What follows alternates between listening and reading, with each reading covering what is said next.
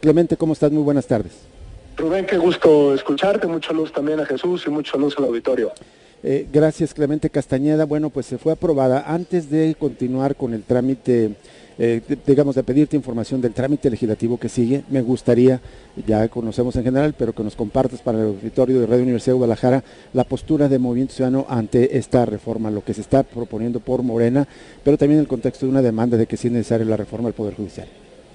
Bueno, por supuesto que es necesaria una reforma al Poder Judicial en el sentido de fortalecer su autonomía, su independencia, sus controles internos. Evidentemente la reforma que plantea Morena y sus aliados no es la reforma que necesita el Poder Judicial. La reforma que están planteando lo que intenta pues es una especie de captura del Poder Judicial con una serie de medidas que a nuestro juicio pues será imposible que den resultados.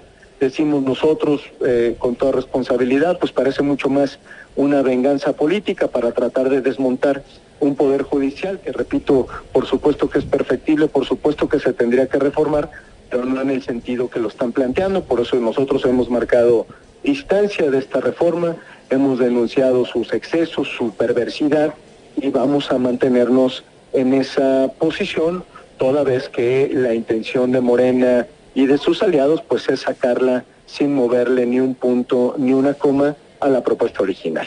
Clemente, hablas de que han denunciado sus excesos y perversidad. ¿Puedes precisar a qué te refieres? Bueno, elegir a los jueces y a los magistrados a través del voto popular nos parece un contrasentido, deja abierta la puerta a que ese proceso de designación, o más bien de elección popular, pueda ser manipulado por grupos de interés, incluido el crimen organizado, porque los controles o los requisitos que se están poniendo para ser juzgadores no es precisamente ni la experiencia ni una trayectoria proba, sino pues un asunto de aparentes simpatías y de digámoslo así, de popularidad, cuando todos sabemos que es una materia que requiere altos niveles de especialización, que hay una carrera judicial y que hay muchas más cosas que cuidar en el diseño de una institución. Entonces, por eso nos parece que lo que se pone sobre la mesa pues no abona a que las necesidades que ya tiene el Poder Judicial se puedan satisfacer. Clemente, hablas de, digamos, manipulación, intromisión en este proceso de elección de, en caso de que prosperara, de ministros, jueces y magistrados. ¿No ocurre lo mismo ya en este momento cuando se eligen a los representantes de los otros dos poderes públicos, el legislativo y el ejecutivo? Son de naturaleza distinta, Rubén. Es decir, yo entiendo la legitimidad popular que debe tener el presidente de la República en su encargo ejecutivo.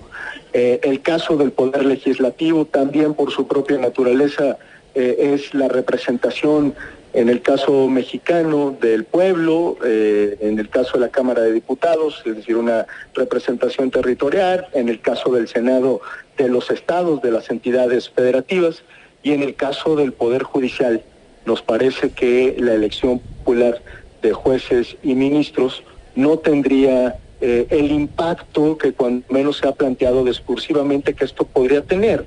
Es decir, cómo garantizamos rendición de cuentas, cómo garantizamos control, cómo garantizamos experiencia, cómo garantizamos independencia de los jueces con una medida de esta naturaleza. Pues no, me parece que no es un planteamiento que nosotros encontremos como la ruta para poder fortalecer un poder que necesita de todas estas virtudes, que necesita ser independiente, profesional, que se fortalezcan los mecanismos de impartición de justicia, que haya transparencia, que todo eso es lo que deberíamos estar discutiendo, no cómo le hacemos para desmontar actualmente al Poder Judicial, para vengarnos y quitar a los ministros de la Corte que están actualmente en funciones y para tratar de que prácticamente todo el Poder Judicial salga de este esquema, vulnerando derechos de los trabajadores, dejando la incertidumbre a miles de personas que lo que quieren es tener acceso a la justicia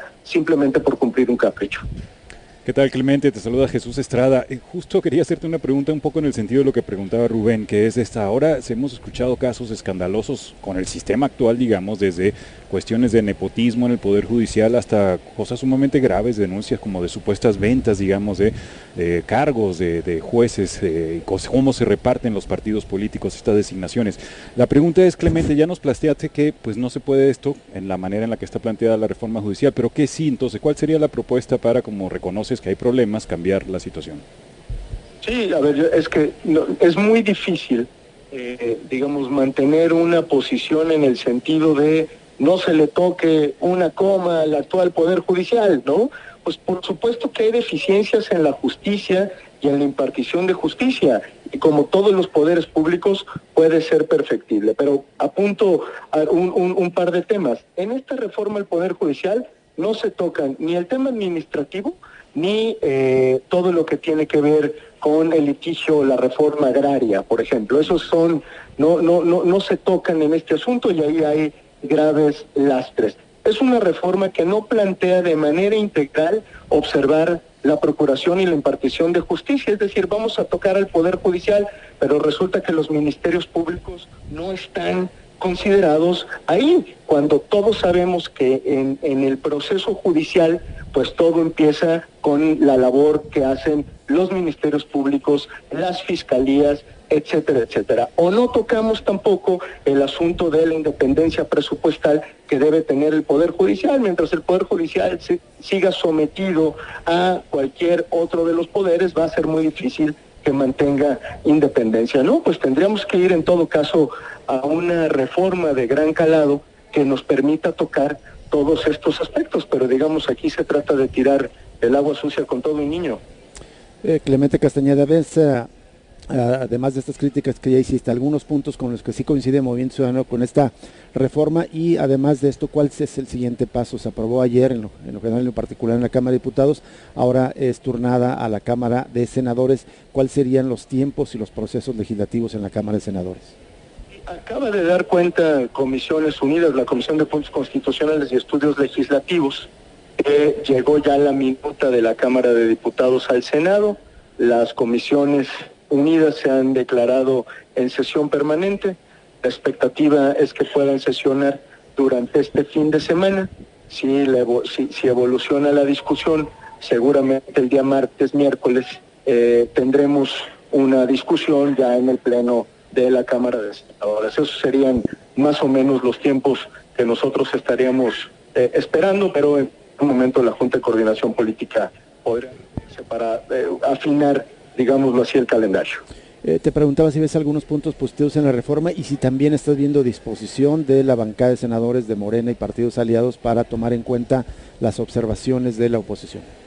No veo ningún punto positivo en la reforma. Creo que es una reforma mal planteada, mal hecha, mal diseñada, y no hay además ninguna disposición para construir en diálogo con las oposiciones alguna modificación. Es una reforma que tiene que se va a discutir y eventualmente aprobar por consigna, he dicho yo, porque las y los senadores de Morena lo que quieren hacer es quedar bien con el presidente, y estamos legislando pues para el capricho del titular del Ejecutivo y no precisamente para el futuro del país. Muy bien, Clemente, muchísimas gracias por atender esta llamada. Sabemos que tienes por ahí otros compromisos. Te agradecemos el tiempo para compartir con el auditorio de Radio Universidad de Guadalajara esta información. Gracias y buenas tardes. Abrazo y buenas tardes. Gracias. Igualmente, Clemente Castañeda, el coordinador de los senadores de Movimiento Ciudadano en la Cámara Alta.